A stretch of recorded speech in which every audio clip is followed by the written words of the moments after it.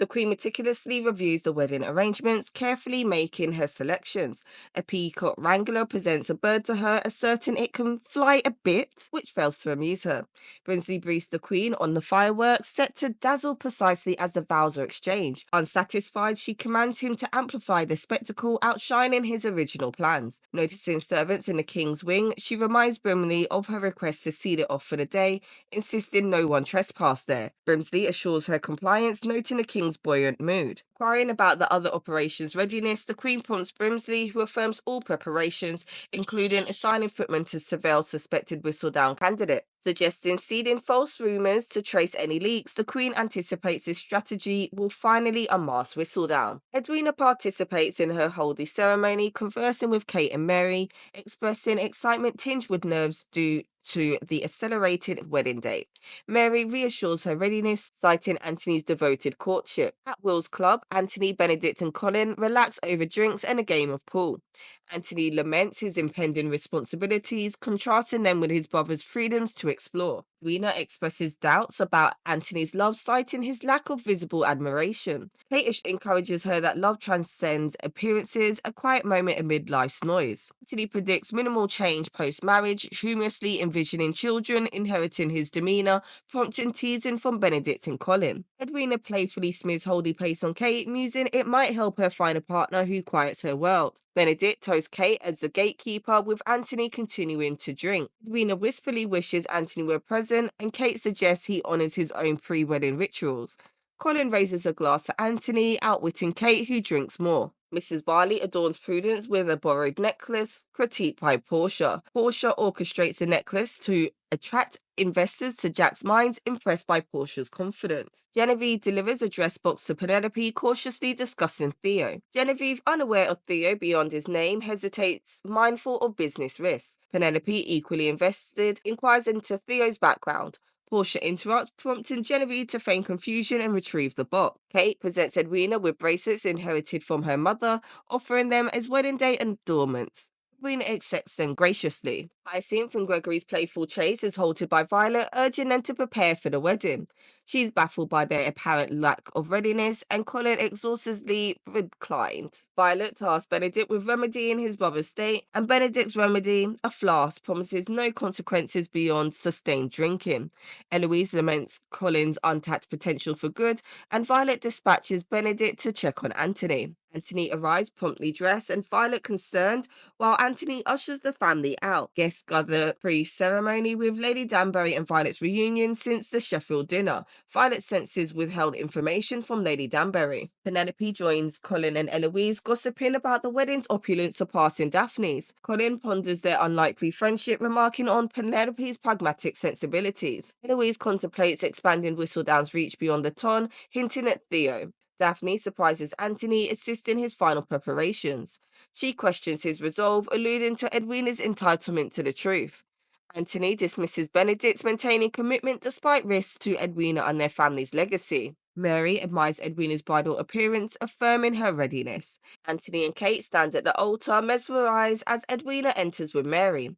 Anthony compliments Edwina's beauty, momentarily glancing at Kate. He envisions himself and Kate exchanging vows in an empty church. The Archbishop redirects Anthony's attention to the ceremony, and Edwina notices Anthony's gaze stray to Kate, disrupting the proceedings. As Anthony adjusts Kate's dropped bracelet, Edwina halts the ceremony, fleeing with Mary and Kate. The Queen, displeased, watches the fireworks commence outside. Mary reassures Edwina of pre-wedding jitters, and Edwina, aware of Kate's feelings for Anthony, confronts Kate, hurt by her deception. Mary consults Edwina, dismissing Kate. Kate, evading the Bridgertons, hides in a closet, discarding the bracelets. Violet suspects the Sheffield dinner's aftermath, trusting Edwina's resolution. Anthony, troubled, departs. Daphne senses Violet's concerns, pressing her on the truth. The Queen examines the King's portrait, lamenting the failed wedding and Whistledown's inevitable reproach. Lady Danbury consoles her, proposing intervention. The Queen orders guests to the gardens, determined to salvage the ceremony. Guests gossip outdoors, and Penelope overhears, sharing suspicions about Edwina's exit. Lord Fife and Lord Cho fret over their daughter's prospects. Portia strategizes with Jack, exploiting scandal to their advantage. Jack prefers deflecting attention, encountering Prudence promoting the necklace. Eloise confides in Penelope about Theo, debating intellectual affinity versus deeper emotions. Penelope cautions Eloise on societal repercussions, but Eloise seeks clarity despite uncertainties. Penelope notices a footman observing Eloise. Anthony goes to visit Edwina and is greeted by Mary at the door, who lets him in. He wastes no time and asks Edwina directly if she intends to proceed with the wedding or if there's a delay. Edwina hesitates, expressing her uncertainties and accusing Anthony of deceiving her. Anthony insists on his commitment to the marriage despite any interference, emphasizing their aligned roles, him as the viscount and her as the diamond. He reassures her of his steadfastness and suggests that together they can face the obligations they're bound to. Edwina challenges him with the question of love, to which Anthony responds with understanding but not an outright declaration. He promises that Kate will have no place in their future once married, and she will return to India. Edwina, torn between societal expectations and her personal desires, asks for time to contemplate her future. Meanwhile, Kate, after a moment of emotional turmoil, retrieves the thrown bracelets and exits her refuge into the hall. Spotting Anthony, she attempts to flee, but he follows her, insisting they talk. Anthony implores Kate to intervene with Edwina, but Kate asserts that Edwina is now aware of Anthony's manipulations. Proud of Edwina's newfound resolve, Kate admits her regret over potentially ruining Edwina's life and tries to leave. Anthony stops her, urging her to wait as he looks deeply into her eyes, a moment that ends with Kate pulling away and leaving. Violet seeks out Lady Danbury, questioning her withdrawal from the guests. Lady Danbury, in a rare moment of uncertainty, apologizes for withholding information and admits things have spiraled out of control. Violet alludes to Daphne's confirmation of something long feared, to which Lady Danbury acknowledges, lamenting her indecision in the face of the Queen's expectations. The two women share a light-hearted moment before Violet suggests that perhaps there's nothing they can do to resolve the situation, prompting Lady Danbury to quip about offering her hand to a peacock. As the laughter subsides, Violet inquires about Edwina's potential return to the altar, to which Lady Danbury replies that only Edwina herself holds the answer. Kate visits Edwina, who initially greets her coldly but allows her into the room despite her anger. They are left alone by the maids, and Kate, remorseful yet resolute, expresses her feelings and regrets to Edwina. She confesses her emotions for Anthony but insists they were secondary to her devotion to Edwina.